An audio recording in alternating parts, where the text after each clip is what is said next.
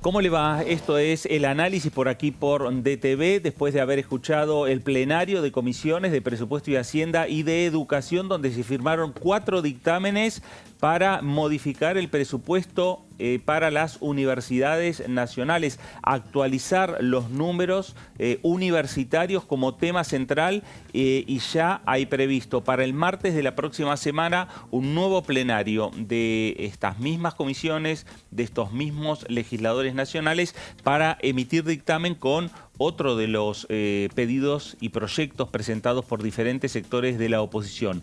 Es la del Fondo Nacional de Incentivo Docente. Señorita Débora de Urrieta, ¿cómo le va? Buenas tardes. ¿Cómo está, Fer? ¿Todo bien? Muy bien. Bueno, como veíamos ahí, finalmente se cumplió lo que se planteó en la sesión que tuvimos esta misma semana, ¿fue, no? Sí, el martes. Pasó claro. como un montón de tiempo y se concretó el emplazamiento para justamente tener dictaminado, en este caso 4, se firmaron 4 dictámenes de mayoría de Unión por la Patria, justamente para lo que vos decías, que es que se actualicen o que se establezca una fórmula para actualizar los fondos que reciben las universidades para su funcionamiento. Claro. Bueno, y la convocatoria, repetimos, hecha también por parte de esta comisión para el próximo día martes. Y por el otro lado, el presidente de la bancada de Unión por la Patria, Germán Martínez, adelantó al presidente o a los presidentes de ambas comisiones que va a presentar una nota, va a solicitar una sesión especial para discutir este tema el próximo 4 de junio, el mismo día que también el Congreso Nacional, la Cámara de Diputados, tiene previsto discutir los diferentes proyectos o dictámenes respecto a la movilidad jubilatoria. Señor Antonio Ricovene, ¿cómo le va? Buenas tardes. Fernando Fraquelli, buenas tardes para vos, para toda la audiencia. Sí, y destacar lo que tiene que ver con 2 puntos en común entre jubilaciones y presupuesto universitario, que tiene que ver con la cercanía que hay entre el dictamen de mayoría y el dictamen de minoría. En el caso del radicalismo, Hacemos Coalición Federal y la Coalición Cívica, en el tema universidades, también con los mismos bloques en lo que tiene que ver con las jubilaciones. Son 2 dictámenes que son distintos, hay algunas diferencias, pero en lo central están de acuerdo. Claro. ¿En qué están de acuerdo en lo central en el tema que tiene que ver con el financiamiento universitario?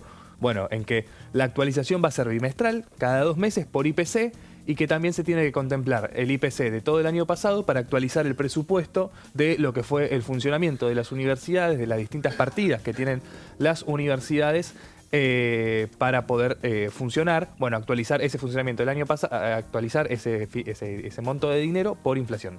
Bueno, y pensando en la sesión que está pidiendo Unión por la Patria para el próximo 4 de junio, y si uno ve que va a haber dictámenes respecto al Fondo Nacional de Incentivo Docente, podría agregarse también ese tema. Exactamente, y no olvidemos que en la sesión del martes se reunieron un total de 152 diputados, sí, ¿no? Exacto. O sea, un número bastante importante que debería de alguna manera alarmar al oficialismo en esto, de que, como decía Antonio, si bien son dictámenes separados, tienen muchos puntos en común, por lo que de celebrarse esa sesión se podría avanzar con la aprobación de al menos algunos de estos proyectos de ley. Y por eso el mismo martes creo que fue, estoy perdidísima, porque pasan muchas claro. cosas acá en este país. Pasan muchas cosas. Pasan muchas cosas. El presidente Javier Milei alertó que si el Congreso avanza con proyectos de ley que pongan en peligro todo lo que tiene que ver el orden de las cuentas públicas o el superávit fiscal, ¿qué va a hacer? Va a vetar esos proyectos. Así que habrá que seguir el comportamiento del oficialismo con este tipo de proyectos, si avanzan en el Senado y de ser sancionados, cómo se comporta el presidente ante una mayoría significativa, ¿no? Bueno, todavía para que tome una decisión o una resolución todavía falta un montón. Porque recién estamos con dictámenes, más allá que junio está muy cerca, puede haber una sanción por parte de la Cámara de Diputados. Hoy ese número de 152 diputados lo nombró Germán Martínez, sí. Lo dijo en la comisión, respecto a que las coincidencias que hay es un número importante para no solo sancionar, sino también para tener en cuenta para la otra Cámara, sí, para el Senado Nacional. Para pensar qué puede ocurrir en el Senado, un Senado que viene trabado ahora con la ley de bases, ¿no es cierto? Que tiene pendiente dictaminar la semana que viene ley de bases y pacto fiscal. Lo cierto es que termina una nueva semana para el Senado sin poder despachar este proyecto y también a la espera, ¿no es cierto? Como ocurrió acá en Diputados, muchos senadores están a la espera de, bueno, terminar con esto, darle las herramientas al gobierno y avanzar con otros temas también de la agenda legislativa. Bueno, diferentes temas que se van discutiendo en esta Cámara de Diputados de la Nación. Hoy también una jornada con mucha actividad en lo que tiene que ver con comisiones. Enseguida vamos a estar con lo que pasó en la Comisión de Cultura, en la Comisión de Pymes, en la Comisión de Pequeñas y Medianas Empresas. Lo cierto es que también Diputados sigue muy de cerca lo que pasa en el Senado. Recién Tony señalaba que está metido el Senado con el tema del proyecto de ley bases, pero acá también se sigue muy de cerca porque vuelve para acá. Exactamente, vuelve para acá, así que ya se deben estar poniendo al día de las propuestas que hacen los senadores, por ejemplo, del radicalismo o del PRO o lo que fuera, para ver qué reciben acá. De hecho, hoy la UCR hizo público un documento en el que enumeró las principales diferencias que le plantean al gobierno de Javier Milei, así que ya es un hecho que Diputados va a recibir nuevamente la ley bases y el paquete fiscal, y habrá que ver ahí, yo insisto con esto, que se va a venir un debate sobre cómo va a definir Diputados la versión final. Pues está el planteo de si Diputados puede aprobar lo que viene en el Senado, la versión original, o la tercera opción que plantean es hacer una especie de mosaico, es decir, bueno, aprobamos este capítulo que aprobó el Senado, pero este no, lo mantenemos como aprobó Diputados, así que seguramente ahí también vamos a tener algunos debates, por lo menos, respecto a cómo será esa modalidad acá en Diputados. Sí, debates reglamentarios, debates constitucionales, hay algunos antecedentes de leyes, así como decía Débora. Lo cierto es que se trata de una ley muy compleja, donde algunos artículos se aprueban. Bueno, ¿qué pasa con esos artículos que están ya aprobados en las dos cámaras? ¿Están sancionados? ¿Empieza a regir? Bueno, tiene que esperar. ¿Qué pasa con lo que rechaza la Cámara Revisora? ¿Se toma como una modificación o se toma como un rechazo? Bueno, son todas discusiones que surgen a partir de un megaproyecto que empezó siendo de 600 artículos, en diciembre, enero, llegó a ser de 200 artículos, igualmente sigue siendo muy largo y trabaja con temas muy variopintos, como tiene que ver regímenes de incentivo a grandes inversiones, hasta moratorias previsionales. Claro, exactamente. Varios senadores nacionales en las últimas horas señalan que hay un vacío legal respecto a este tema. Bueno, un es un vacío tema que empieza a aparecer en la Constitución. Sí.